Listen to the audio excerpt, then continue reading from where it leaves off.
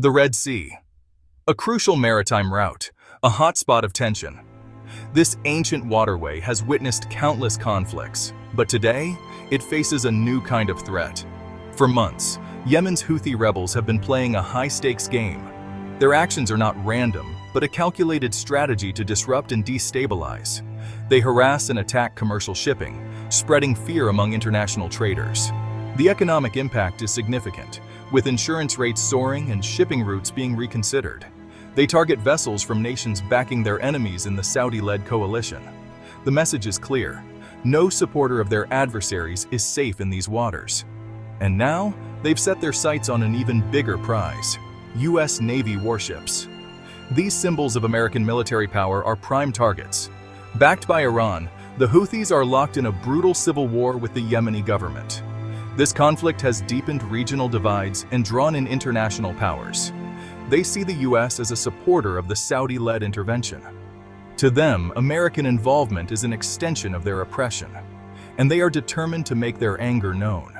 Their defiance is both a show of strength and a statement of resolve. The Red Sea, with its narrow straits and heavy traffic, is the perfect battleground.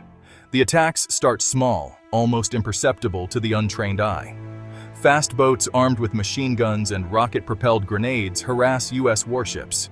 These swift vessels are hard to track and even harder to neutralize. Drones, some armed with explosives, buzz the ships, testing their defenses. These unmanned aerial vehicles add a new dimension to the threat. The U.S. Navy, wary of escalating the conflict, shows restraint.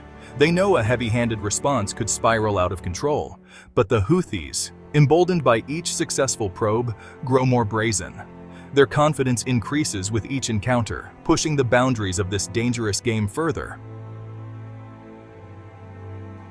Then came the day the Houthis went too far.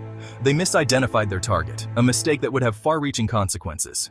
Instead of a lumbering cargo ship or a vulnerable support vessel, which they had successfully targeted in the past, they set their sights on the pride of the U.S. Navy, a nuclear-powered aircraft carrier, a symbol of American naval dominance. The USS Theodore Roosevelt, a behemoth of American military might, was sailing through the strategic waters of the Red Sea, a vital artery for global trade and military operations. It was a show of force, a clear message to Iran and its proxies that the United States was watching and ready to act. But for the Houthis, emboldened by their recent successes, it was a target too tempting to resist, a chance to strike a blow against a formidable adversary. A swarm of drones, launched from the Yemeni coast, descended on the carrier with precision and intent. Some carried cameras, relaying live footage of the attack back to Houthi command, providing real-time intelligence and a sense of control over the unfolding chaos. Others were packed with explosives, ready to detonate on impact, designed to cause maximum damage and disruption. The attack was swift and unexpected, catching the crew of the Roosevelt off guard, but only for a moment. The Houthis had used the cover of darkness and the cluttered radar picture of the busy shipping lanes to their advantage, hoping to mask their approach and increase the element of surprise. The response from the Roosevelt was immediate and overwhelming, a testament to the training and readiness of its crew. Close-in weapons systems roared to life, spewing a torrent of fire into the sky, creating a deadly barrier against the incoming drones. Fighter jets, scrambled from the carrier's deck, intercepted the drones with missiles, their pilots executing maneuvers with precision and skill. The attack was repelled. The Roosevelt emerged unscathed, a testament to its formidable defenses. But the message was clear, not just to the Houthis, but to the world. The Houthis had made a dangerous enemy, one that would not tolerate such provocations lightly. The cost of their miscalculation would be felt for a long time to come. The U.S. response was swift and decisive. No more restraint, no more warnings. The president authorized immediate retaliatory strikes. Within hours, American bombers and cruise missiles were in the air. Their targets: Houthi drone facilities, command and control centers, and weapons depots along the Yemeni coast. The strikes were precise and devastating. Years of Houthi investment in their drone program, much of it supplied by Iran, went up in smoke. The message was clear: attacks on U.S. forces would not be tolerated. The Red Sea, once a haven for Houthi aggression, had become a hunting ground. But the strikes were just the beginning. The U.S. Navy, determined to prevent future attacks, implemented a new strategy. They would fight fire with fire, but with a twist that would exploit a critical weakness in the Houthi arsenal. The attacks on the USS Theodore Roosevelt were a wake-up call. They underscored the changing nature of warfare. No longer were powerful nations threatened solely by other nation-states with vast armies and sophisticated weaponry. Now, relatively small groups, armed with cheap and readily available technology, could pose a serious threat. Drones, once the domain of science fiction, had become a weapon of choice for terrorists and insurgents. And the Houthis, with their Iranian backers, had become masters of their use. They were cheap, they were effective, and they were difficult to defend against. The traditional methods of air defense, expensive surface-to-air missiles and high-performance fighter jets, were ill-suited to counter this new threat. They were overkill. Firing $1 million missile at a drone that cost a few $1,000s made little economic sense. A new solution was needed, a solution that was both effective and affordable. Section 5. The APKWS Advantage.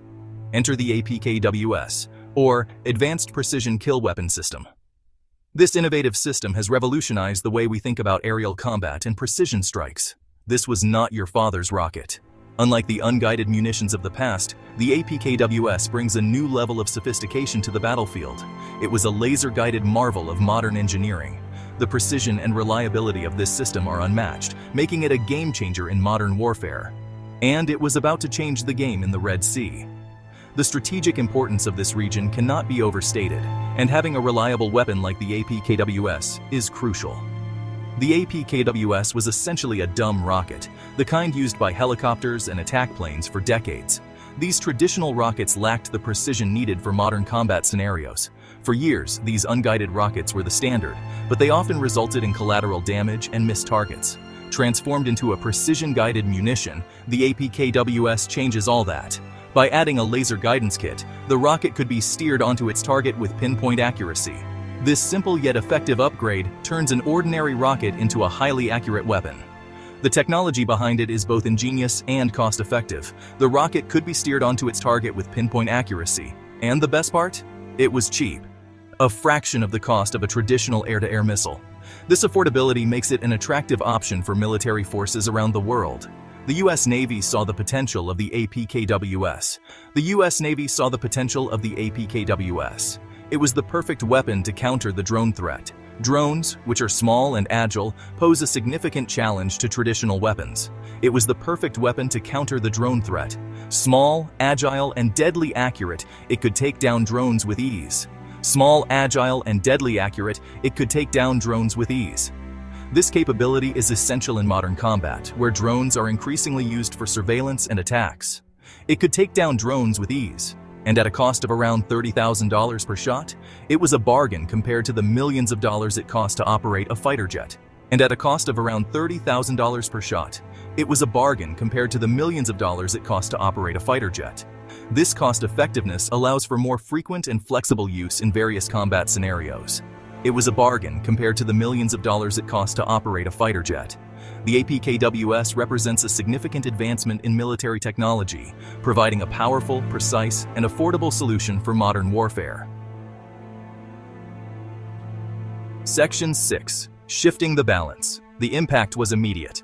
U.S. Navy helicopters and fighter jets armed with APKWS rockets began patrolling the Red Sea. Their mission: hunt and destroy Houthi drones. The skies over the strategic waterway became a no-fly zone for the rebels. The Houthis, deprived of their weapon of choice, were on the back foot. Their attacks on shipping dwindled. Their ability to project power into the Red Sea was crippled. The U.S. Navy, through the innovative use of a relatively inexpensive weapon, had shifted the balance of power. But the implications of the APKWS's success extended far beyond the Red Sea. It had demonstrated the growing importance of cost-effective weaponry in modern warfare. No longer could nations rely solely on expensive, high-tech solutions.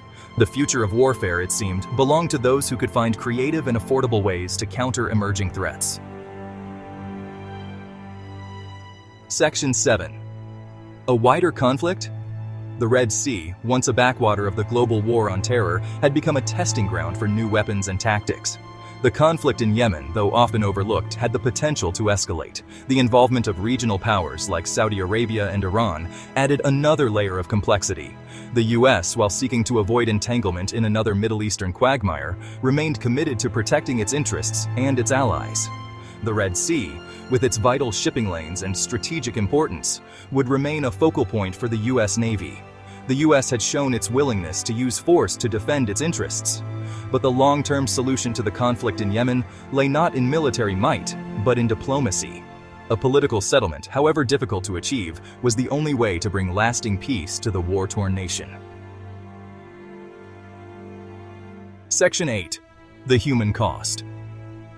Lost in the geopolitical maneuvering and the strategic calculations was the human cost of the conflict. Yemen, the poorest nation in the Arab world, had become a humanitarian catastrophe. Millions faced starvation.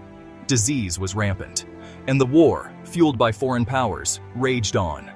The international community, distracted by other crises, had failed the people of Yemen. The U.S., while providing some humanitarian aid, had been criticized for its support of the Saudi-led coalition, which had been accused of war crimes.